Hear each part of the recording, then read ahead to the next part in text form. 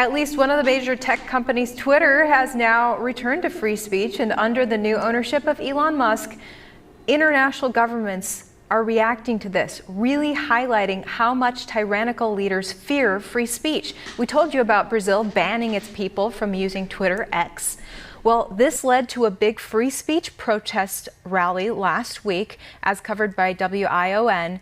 They showed Brazilians taking to the streets to stand up for free speech and call for the Supreme Court justice who banned X to reverse his decision. Former Brazilian President Bolsonaro attended and spoke at that protest. Joining us now to discuss is Brazilian journalist, my friend Allan dos Santos. Great to have you on.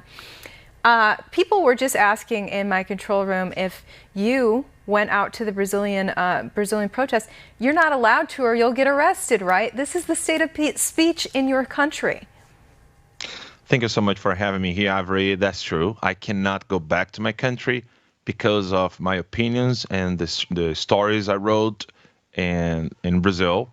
I'm a criminal, according to Alexandre de Moraes' head, not according to Brazilian law. So that's why he ordered my arrest and deportation, but he can't because the United States recognized that as a journalist, I'm not committing any crime.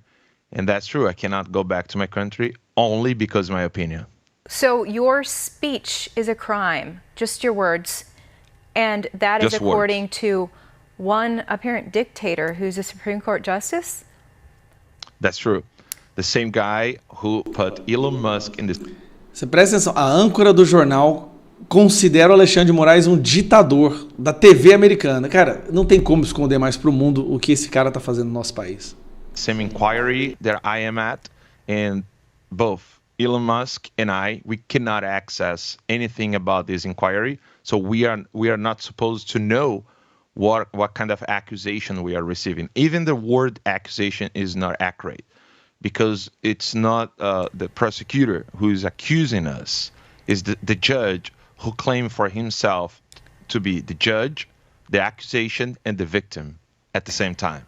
So it's interesting to me that your Supreme Court dictator liked Twitter. Twitter was great. Now that Elon Musk is on there saying, okay, I own the place, now it's free speech again.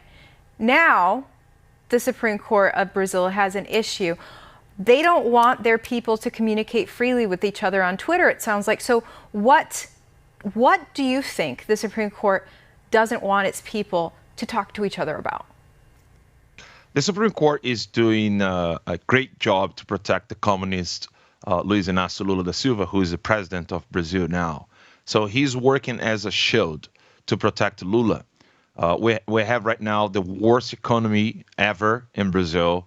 We have a lot of farms being burned to the ground, and today they are confiscating the farms who have been burned. That's news today.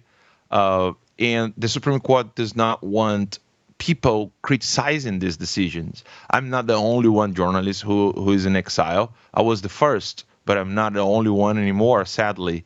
There are a lot of journalists outside of Brazil, some of them in exile, others just decided to leave the country to keep doing their work. Like Luiz Lacombe, who is a very famous journalist in Brazil now, he's working with me on Terça Livre, and we are broadcasting on X. And that was unacceptable for the Supreme Court because they wanted to block even the streaming we are doing in the United States. Let me tell you why he wants to do this. Since Elon Musk has a company called X that operates in Brazil, even he is not the CEO of the company, if we are not allowed to talk in Brazil, he doesn't want us to talk to the world. So because the company is also operating in Brazil, he always do that. He put daily fines on the big techs, Instagram, Meta in general, so Instagram, Facebook, Google, YouTube, and now X, and even LinkedIn and other platforms. So if we broadcast outside of Brazil and people in Brazil can watch us, so Alexandre de Moraes, he puts daily fines for the company that operates in Brazil. Even the person who's broadcasting is not in Brazil. So he doesn't want our opinion to reach the people, because of course the result is clear. People will be upset, angry, and they will protest peacefully, as you saw the last Sunday, and nothing happens in Brazil with these protests and senators that doesn't want to go on with the impeachment process of Alexandre de Moraes. But if we keep talking, if we keep clarifying things and explaining what's going on to the mass, to the people will understand, and they will kind of force the senators to vote in favor of the Alexandre de Moraes impeachment. That's the reason he doesn't want us freely. Unbelievable. We can't have him impeached. He's going to do everything he can to stop dissidents, even if that means shutting down free speech. It's sad to see there in Brazil. Hopefully something will change and you guys can keep free speech there, and hopefully you can go back to your home country at some point. The mainstream media, it's interesting, they don't really cover the protests out there, and we don't see free press journalists standing up for free speech in that country. I don't know why. My former colleagues and I, we used to, we were taught that was our one big stand, was free speech as free press journalists. But free press is kind of compromised in America now too.